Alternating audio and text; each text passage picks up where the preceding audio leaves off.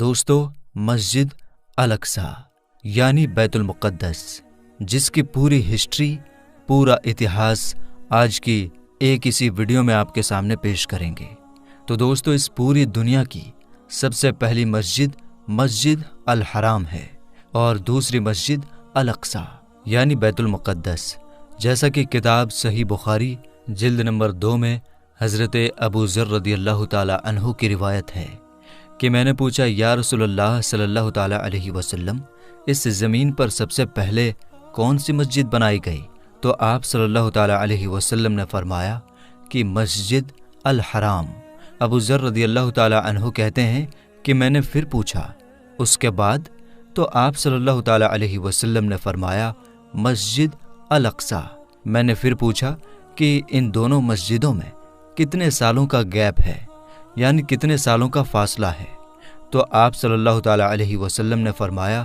40 سال کا۔ تو دوستو، اس سے معلوم ہوا کہ مسجد الحرام کو بنانے کے ٹھیک 40 سال بعد مسجد الاقصی یعنی بیت المقدس کو بھی بنایا گیا۔ لیکن بیت المقدس یعنی مسجد الاقصی کو سب سے پہلے کس نے بنایا، یہ جاننا آسان نہیں ہے، کیونکہ اس بارے میں بہت ساری الگ الگ روایتیں ملتی ہیں۔ کسی روایت کے حساب سے سب سے پہلے فرشتوں نے بنایا، اور کسی روایت کے حساب سے سب سے پہلے آدم علیہ السلام نے بنایا، کسی کے حساب سے نوح علیہ السلام نے، کسی کے حساب سے یعقوب علیہ السلام نے، کسی کے حساب سے حضرت ابراہیم علیہ السلام نے،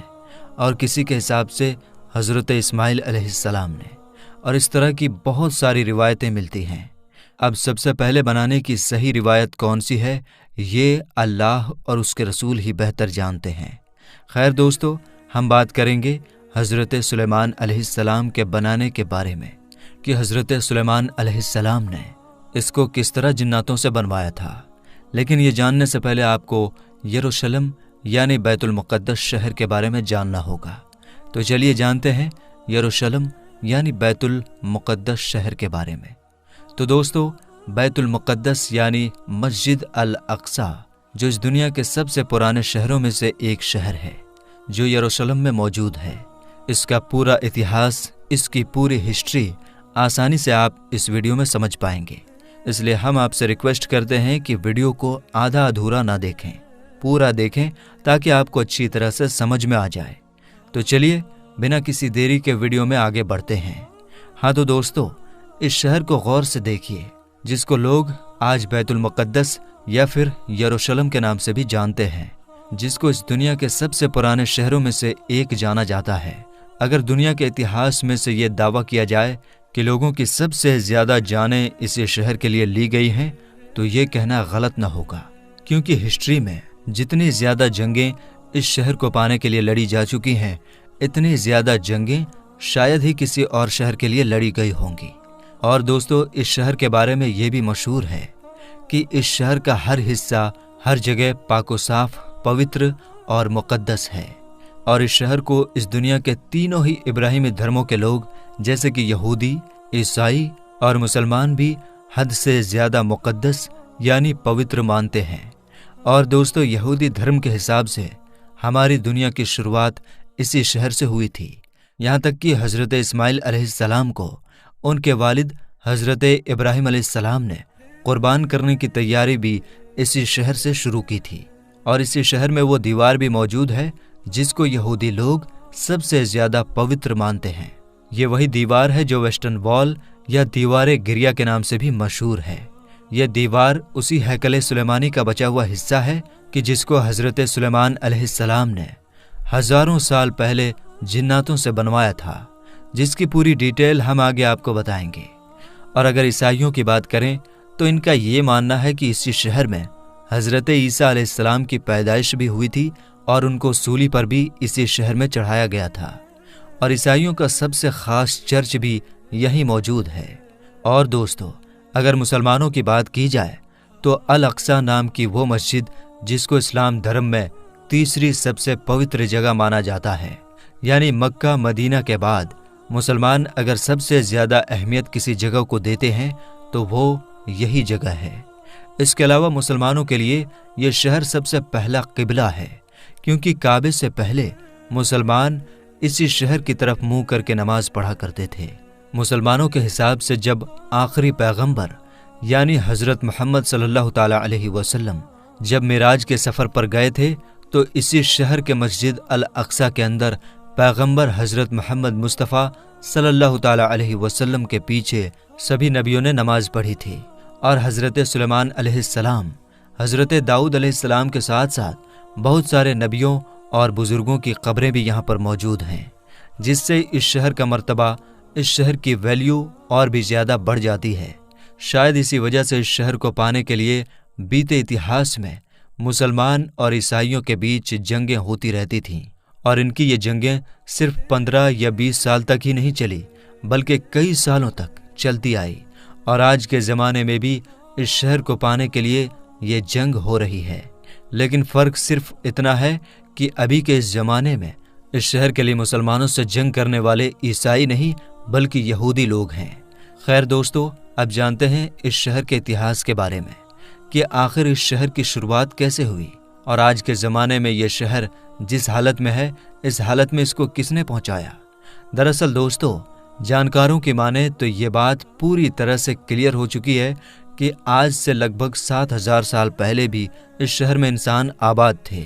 जिसकी वजह से शहर को अब दुनिया के सबसे पुराने शहरों में से एक शहर माना जाता है। दर्ज की गई हिस्ट्री के हिसाब से देखा जाए तो इस शहर को सबसे पहले हजरत दाऊद अलैहिस्सलाम ने हासिल किया था। वही दाऊद अलैहिस्सलाम जिनको यहूदी और ईसाई धर्म के लोग डेविड कहते हैं। दाऊद अलैहिस्सलाम ने इस शहर को हासिल करने के बाद इसको अपनी सल्तनत की राजधानी बनाया था।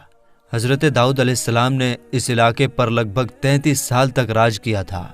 उनके बाद उनकी यह हुकूमत उनके बेटे यानी हजरत सुलेमान अलैहिस्सलाम के पास चली गई थी। वही सुलेमान अलैहिस्सलाम जिनको यूरोप में सोलोमन के नाम से भी जाना जाता है। सुलेमान अलैहिस्सलाम ने ही उस हैकल सुलेमानी नाम की मशहूर बिल्डिंग को भी जिन्नातों से बनवाया था, जिसके अंदर ताबूत सकीना को रखा गया था। ताबूत सकीना एक ऐसा संदूक यानी एक ऐसा बक्सा हुआ करता था जो हद से ज़्यादा खास हुआ करता था। इस संदूक के अंदर पुराने गुजरे हुए बहुत सारे मशहूर नबियों के तबर्रुकात हुआ करते थे, जैसे कि हजरत सुलेमान अलैहिस्सलाम की लाठी, हजरत हारून अलैहिस्सलाम का अमामा, हजरत सुलेमान अलैहिस्सलाम की अंगूठी, हजरत मूसा अलैहिस्सलाम की लाठी और इसके अलावा भी बहुत सारी चीज़ें हैं। खैर, हजरत सुलेमान अलैहिस्सलाम के इंतकाल फरमाने के कई साल बाद यहूदियों की सबसे बड़ी बर्बादी उस वक्त शुरू हुई जब हजरत ईसा अलैहिस्सलाम से लगभग 600 साल पहले बाबुल के रहने वाले एक जालिम बादशाह जिसका नाम बख्त नसर था, उसकी यहूदियों से बहुत ही सख्त दुश्मनी थी। बस इसी दुश्मनी के चलते उसने इन लोगों पर यरूशलेम शहर में ऐसा हमला किया कि इस शहर को पूरी तरह से तबाह बर्बाद कर दिया और मशहूर हैकल सुलेमानी जिसको हजरत सुलेमान अलैहिस्सलाम ने जिन्नातों से बनवाया था, उसको भी पूरी तरह से गिरा दिया। जिसके अंदर मौजूद ताबूत सकीना कहाँ गायब हो गई, इसका पता आज तक ना चल सका। हैकल सुलेमानी के गिरने के बाद बस एक दीवार ही बच गई, जहां आज जाकर ये यहूदी रोते हैं और जिसको वेस्टर्न वॉल या दीवार गिरिया कहते हैं। खैर दोस्तों, इस हमले के बाद जब हजारों यहूदी मारे गए तो इससे कहीं ज़्यादा यहूदियों को उस बादशाह ने ग़ुलाम भी बनाया और ग़ुलाम बनाकर अपने साथ अपने इलाके यानी बाबुल लेकर चला गया। और उसके कुछ सालों के बाद ही यानी 539 ईसा पूर्व में ही साइरस द ग्रेट नाम के एक यूनानी रहमदिल बादशाह ने उस शहर बाबुल पर ही हमला कर दिया, जिस बाबुल शहर के बादशाह ने यहूदियों को तबाह बर्बाद किया था और ग़ुलाम भी बनाया था। खैर, साइरस द ग्रेट ने बाबुल शहर को हासिल भी किया और उन यहूदियों को जिनको जालिम बादशाह बख्त नसर ने ग़ुलाम बनाया था, उन सभी ग़ुलाम यहूदियों को भी आज़ाद कराया और उनको अपने वतन जाने की भी इजाज़त दे दी। ये लोग न सिर्फ अपने वतन वापस आए बल्कि इन्होंने साइरस द ग्रेट की मदद से उस मशहूर इमारत हैकल सुलेमानी को फिर से बनवा लिया। मगर वक्त बीतता गया और फिर सन 70 ईस्वी के ज़माने में दुनिया की सबसे ताकतवर सल्तनत यानी रोमन सल्तनत ने यरूशलेम शहर पर हमला कर दिया। रोमन शहंशाह टाइटस जब इस शहर में घुसा तो उसकी फौज ने इस पूरे शहर में आग लगा दी। साथ ही साथ हैकल सुलेमानी नाम की उस इमारत को भी पूरी तरह से बर्बाद कर दिया। और जैसे जैसे वक्त बीतता गया वैसे वैसे यहूदियों का रोमन सल्तनत के अंडर में रहना और भी ज़्यादा मुश्किल होने लगा। پھر جب 135 عیسوی میں یہودیوں نے رومی سلطنت کے خلاف بغاوت کرنے کی کوشش کی تو رومی فوج نے بغاوت کے جرم میں اس پورے شہر پر ہل چلا کر اس کو پوری طرح سے ویران کر دیا۔ شہر میں رہنے والے ایک ایک یہودی کو بازار میں لے جا کر غلام بنا کر بیچ دیا۔ اتنا ہی نہیں، رومی لوگوں کو یہودیوں سے اتنی زیادہ نفرت تھی کہ جس کی وجہ سے رومی لوگوں نے یہودیوں کی اس خاص جگہ جہاں ہیکل سلیمانی ہوا کرتی تھی وہاں کوڑا اور گندگی ڈالنا شروع کر دی، اور یہ مشہور شہر صرف 100 یا 200 سالوں تک ہی نہیں بلکہ کئی صدیوں تک ویران رہی۔ اور پھر آخرکار 638 عیسوی میں مسلمانوں کے دوسرے خلیفہ یعنی حضرت عمر نے اس شہر کو رومن سلطنت سے جیت لیا تھا۔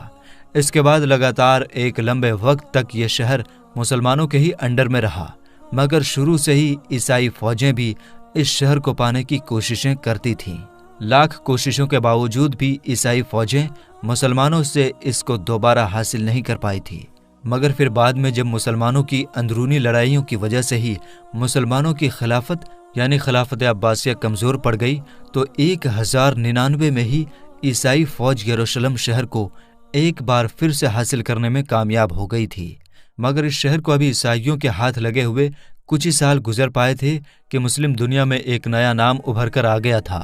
اور یہ نام تھا صلاح الدین ایوبی۔ وہی صلاح الدین ایوبی جس نے بچپن سے ہی اس بات کی قسم کھا رکھی تھی کہ وہ ہر حال میں عیسائیوں سے اس شہر کو دوبارہ حاصل کر کے رہے گا۔ یہی وجہ ہے کہ صلاح الدین ایوبی نے شروع سے ہی اس شہر کو حاصل کرنے کی کوشش شروع کر دی تھی، اور آخرکار 1187 میں یعنی 100 سال پہلے ہی ایک بار پھر سے یہ شہر مسلمانوں کے انڈر آ گیا تھا، یعنی صلاح الدین ایوبی نے اس شہر کو فتح کر لیا تھا۔ اس کے بعد بھی دوستو اس شہر کو پانے کے لیے عیسائیوں اور مسلمانوں کے بیچ کئی جنگیں لڑی گئی، مگر لاکھ کوششوں کے باوجود بھی عیسائی لوگ دوبارہ اس شہر کو مسلمانوں سے نہیں چھین سکے، اور اگلے لگ بھگ 600 سے 700 سالوں تک لگاتار یہ شہر مسلمانوں کے انڈر میں رہا۔ آپ کو بتا دیں کہ پھر 1517 عیسوی میں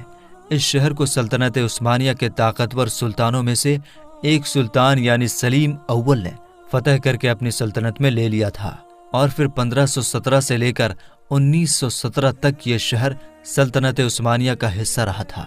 اس پورے دور میں سلطنت عثمانیہ نے اس شہر کو بڑی تیزی کے ساتھ ڈیولپ کیا۔ اس شہر کے اگل بگل دیواریں بنوائی، روڈ ڈلوائے، ڈاک کا سسٹم بنوایا۔ اس کے علاوہ 1892 میں ریلوے لائن بھی بچھا دی گئی تھی۔ ویسے تو دوستو سلطنت عثمانیہ کے زمانے میں ہی یہودیوں نے یہاں پر آ کر اپنی ایک الگ ریاست بنانے کی پلاننگ شروع کر دی تھی، مگر سلطنت عثمانیہ کے آخری سلطان جن کو عبد الحمید ثانی کے نام سے جانا جاتا ہے، وہ اس چیز کو بڑی اچھی طرح سے سمجھ گئے تھے، اس لیے ان کے دور میں یہودی لاکھ کوششوں کے باوجود بھی اپنے مقصد میں کامیاب نہ ہو پائے تھے، اور انہوں نے ان سبھی سازشوں کا بڑی ہوشیاری سے مقابلہ کیا تھا۔ مگر دوستو عبد الحمید ثانی کے بعد سلطنت عثمانیہ حد سے زیادہ کمزور پڑ گئی،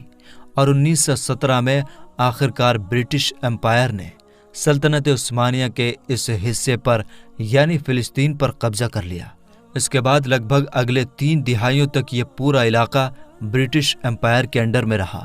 اور یہی وہ پورا دور تھا جس میں دنیا بھر کے یہودیوں کو الگ الگ علاقوں سے بلا کر فلسطین میں جمع کرنا شروع کر دیا تھا۔ سب سے پہلے 1947 میں یونائٹڈ نیشن کی طرف سے اس بنٹوارے کو منظوری دے دی گئی، جس کے حساب سے آدھا فلسطین یہودیوں کو دیا جانا تھا، جبکہ آدھا فلسطینیوں کو، اور اس کے بعد آخرکار 1948 میں اسرائیل دیش کا اعلان بھی کروا دیا گیا، جس کے حساب سے آدھا فلسطین یہودیوں کو دیا جانا تھا جبکہ آدھا فلسطینیوں کو، اور اس کے بعد آخرکار 1948 میں اسرائیل دیش کا اعلان بھی کروا دیا گیا۔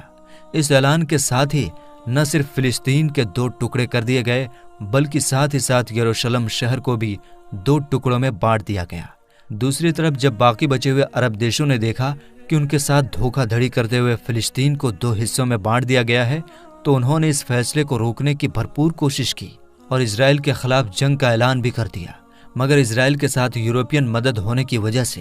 عرب دیش اس جنگ کو جیت نہ سکے، اور وہیں دوسری طرف اسرائیل نے 1947 کی جنگ میں باقی بچے ہوئے یروشلم کے دوسرے حصے پر بھی قبضہ کر لیا۔ آپ کو بتا دیں کہ 1947 میں یونائٹڈ نیشن کی طرف سے کیے گئے بٹوارے کی وجہ سے آج بھی دنیا کے لگ بھگ سبھی دیش اسرائیل کے پورے یروشلم شہر پر قبضے کو غلط مانتے ہیں، مگر اس کے باوجود بھی اسرائیل دیش نے نہ صرف پورے یروشلم کو اپنے کنٹرول میں لے رکھا ہے بلکہ فلسطین کے بھی زیادہ تر حصے پر قبضہ کر چکا ہے۔ اور میرے دوستو، آپ نے آج کے اس دور میں دیکھا ہوگا اور سنا بھی ہوگا کہ جیسے ہی اسرائیل پر حملہ ہوا تو سارے کے سارے کفار اسرائیل کے ساتھ اکٹھے ہونے شروع ہو گئے، اور اسرائیل کے پردھان منتری نیتن یاہو نے امریکی راشٹرپتی بائیڈن کو فون کر کے مدد کرنے کو کہا۔ جواب میں اس نے کہا کہ آپ کس طرح کی مدد چاہتے ہیں، ہم آپ کو ویسی ہی مدد دیں گے، اور اسرائیل کے لوگوں کی حفاظت ہماری ذمہ داری ہے۔ اس بات سے آپ یہ اندازہ لگا سکتے ہیں کہ کفار کے دلوں میں مسلمانوں کے خلاف کس طرح سے دشمنی کوٹ کوٹ کر بھری ہوئی ہے۔ میرے دوستو، فلسطین انبیاء کی سرزمین ہونے کے علاوہ مسلمان کا پہلا قبلہ بھی ہے۔ میرے دوستو، اب ضرورت صرف اس بات کی ہے کہ سارے مسلم دیش ایک ہو جائیں اور یہودیوں کی اینٹ سے اینٹ بجا دیں، کیونکہ یہودی نہ صرف فلسطین پر قبضہ کرنا چاہتے ہیں بلکہ وہ مسجد اقصی کو شہید کر کے اس کی جگہ تھرڈ ٹیمپل یعنی ہیکل سلیمانی بنانا چاہتے ہیں۔ اب مسلمان کو کلمہ لا الہ کے ناطے اور مسجد اقصی کے ناطے ایک ہونا ہوگا، کیونکہ جب پورے کافر ایک ہو سکتے ہیں تو مسلمان کیوں نہیں؟ اللہ تبارک و تعالیٰ سے دعا ہے کہ اللہ تبارک و تعالیٰ ہمارے فلسطینی بھائیوں کی مدد فرمائے اور تمام امت مسلمہ کو کفار کے خلاف، خاص کر کے یہودیوں کے خلاف جہاد کرنے کی توفیق عطا فرمائے۔ تو میرے دوستو، آج کی اس ویڈیو میں بس اتنا ہی، ملیں گے انشاءاللہ تعالیٰ پھر ایک ہسٹوریکل ویڈیو کے ساتھ، تب تک کے لیے السلام علیکم۔